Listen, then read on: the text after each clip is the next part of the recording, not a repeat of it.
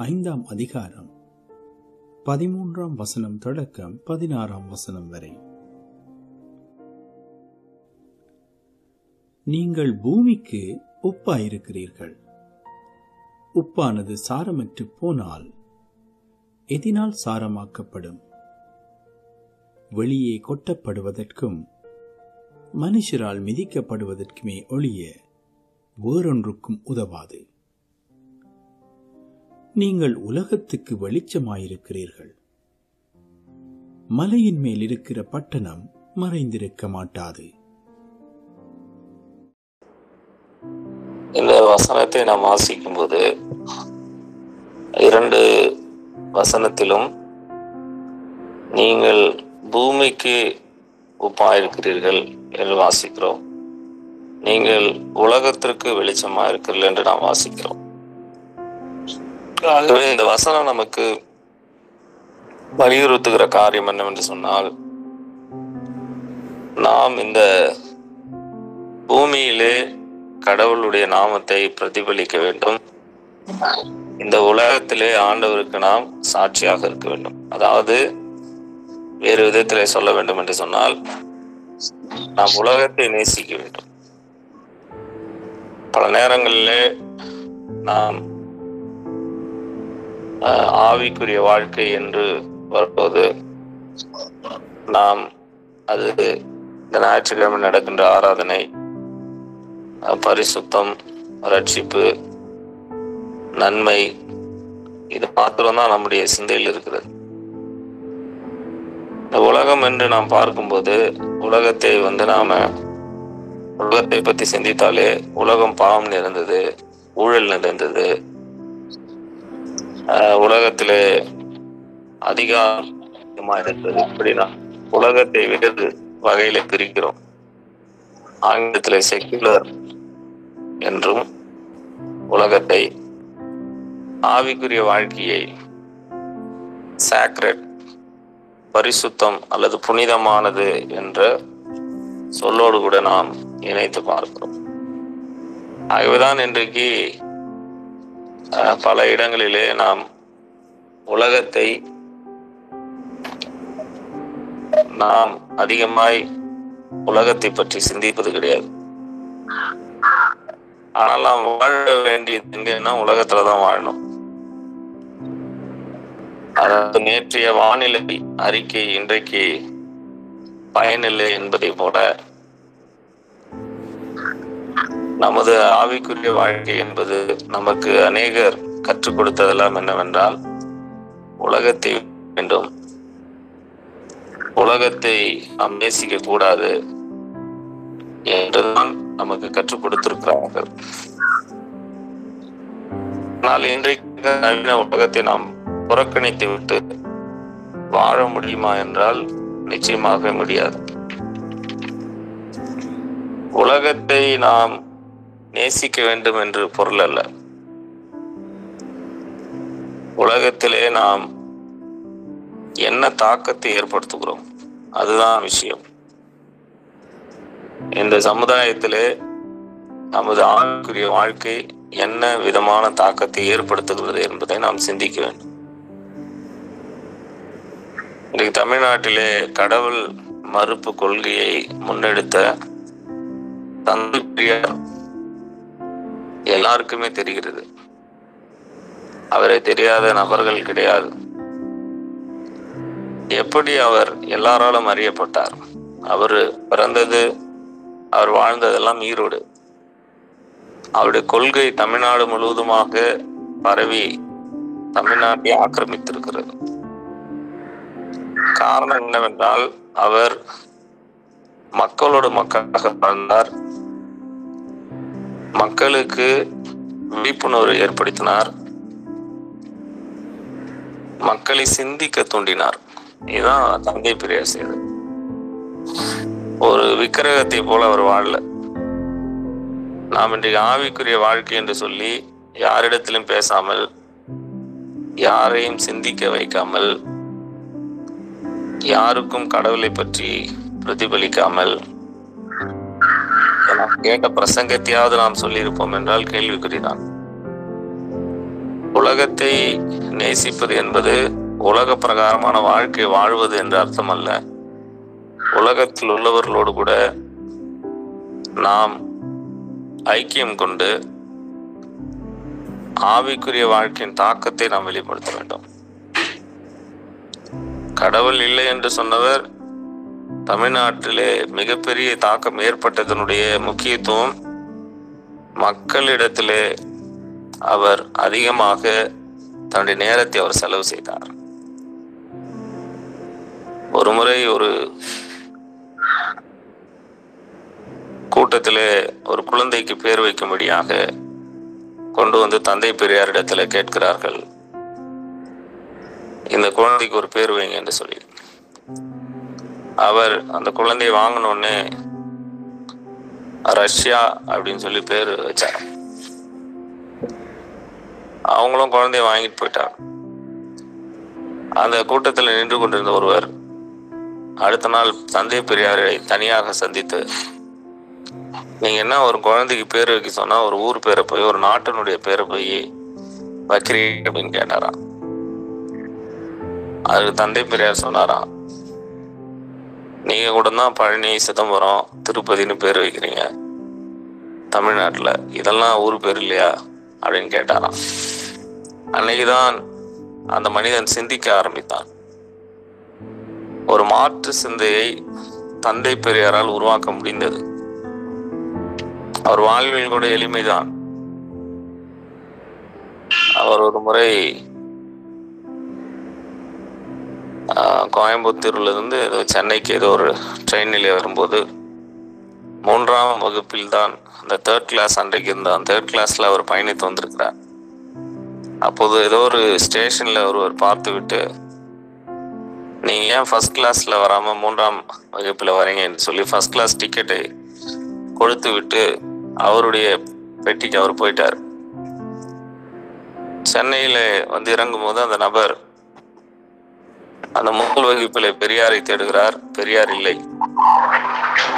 அவர் பார்த்தா 3ஆம் வகுப்பில இருந்து இறங்குகிறார்.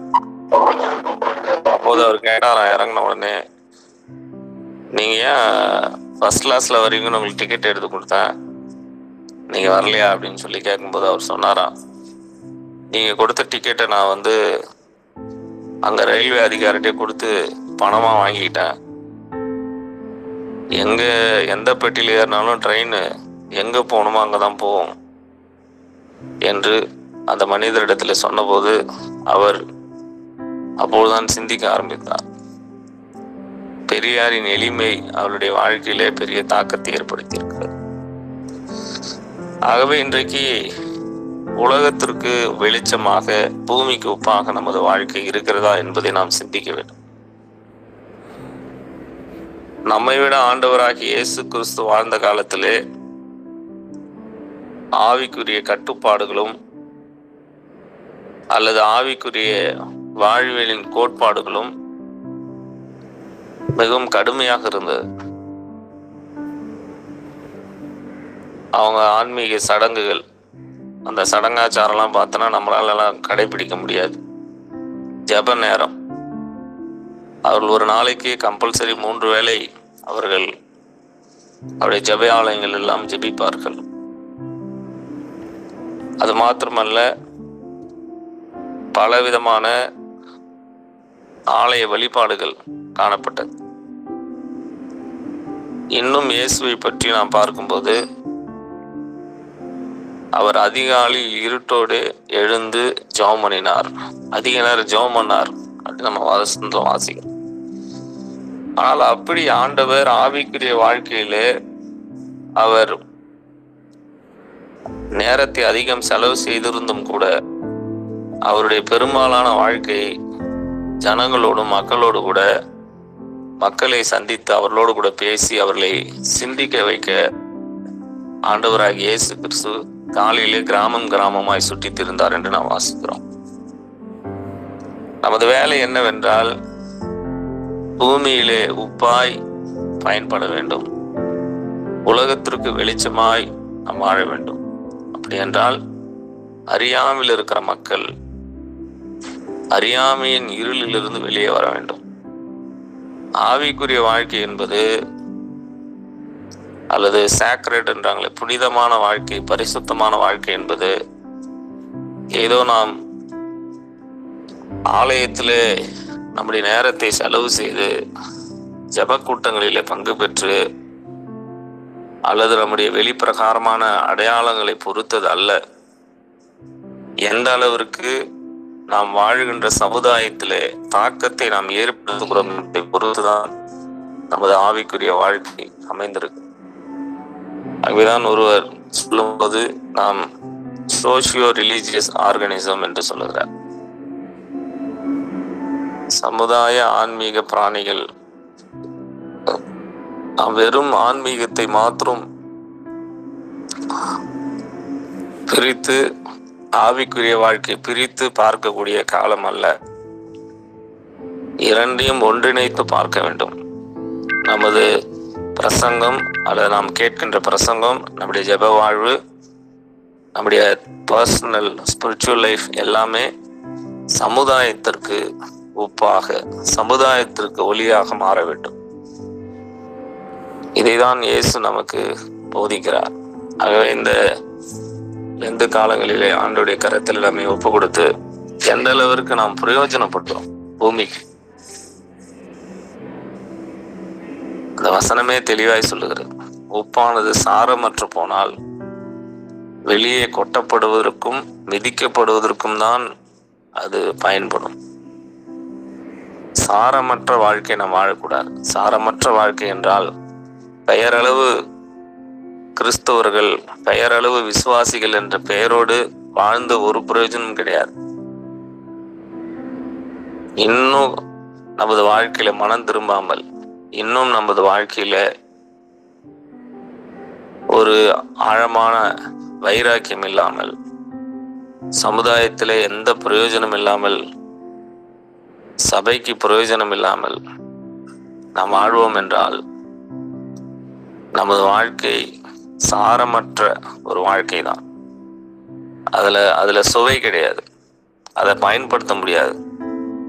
அது ரோடோரத்துல கிடக்கக்கூடியது, அது கடையில இருக்காது. அந்த மாதிரியான உப்பு ரோடோரத்துல தான் கிடக்கும். அப்படிப்பட்ட சூழ்நிலைக்கு நாம் தள்ளப்பட்டு விடாதபடிக்கு ஆண்டவருடைய கரத்தில் நம்மை ஒப்பு கொடுப்போம். ஆண்டவரே, எங்களை பயன்படுத்தும். நாங்கள் பூமிக்கு உப்பாக, வெளிச்சமாக, சமுதாயத்தில் இருக்கிற மக்களுக்கு தாக்கத்தை நாங்கள் ஏற்படுத்த வேண்டும். மக்களை சிந்திக்க தூண்ட வேண்டும். யாரை பார்த்தாலும் அவர்கள் வாழ்க்கையிலே அவர்கள் இருளிலிருந்து வெளியே வருவதற்கு நாங்கள் உதவியாக, எங்களை நீர் கருவியாய் பயன்படுத்தும். இன்றைக்கு நாங்கள் சந்திக்கிற மக்களிடத்திலே இயேசுவை பற்றி பேசுவதற்கு எங்களுக்கு அனுக்கிரகம் தாரும் என்று நாம் ஆண்டுடைய சமூகத்தில் ஒப்பு கொடுத்து நாம் ஜெபிப்போம். எங்களை கிருபையா நேசிக்கிற நல்ல ஆண்டவரே, இந்த வார்த்தைகளுக்காக நன்றி செலுத்துகிறோம். ஆண்டவரே, நாங்கள் இந்த காலையில் எங்களை அர்ப்பணிக்கிறோம்.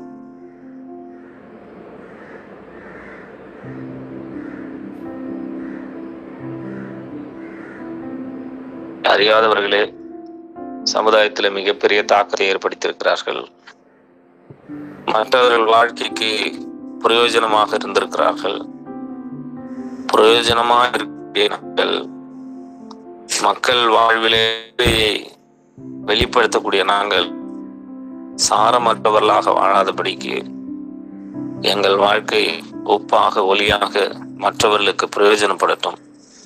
தொடர்ந்து எங்களை பயன்படுத்தும். இந்த ஜபத்திலே 40 நாட்கள் நாங்கள் ஜெபிக்கின்ற இந்த ஜெப வேலைகளை எல்லாம் கர்த்தர் நீர் ஆசீர்வதிங்க. இதில் கலந்து கொள்கிற ஒவ்வொருவரையும் கர்த்தர் நீர் ஆசீர்வதிங்க. கேட்ட ஞானத்தையும் ஜப வாஞ்சியும் கர்த்தர் கொடுங்க. தொடர்ந்து வழி நடத்த முடியும். கரத்துல தாழ்த்துற வெறுமையாக்குற மீட்பெரும்புல ஜபங்களும் நல்லதுதான். என் ஆத்மாவே கர்த்தரை ஸ்தோத்திரி, முழுமே என் ஆத்மாவே கர்த்தரை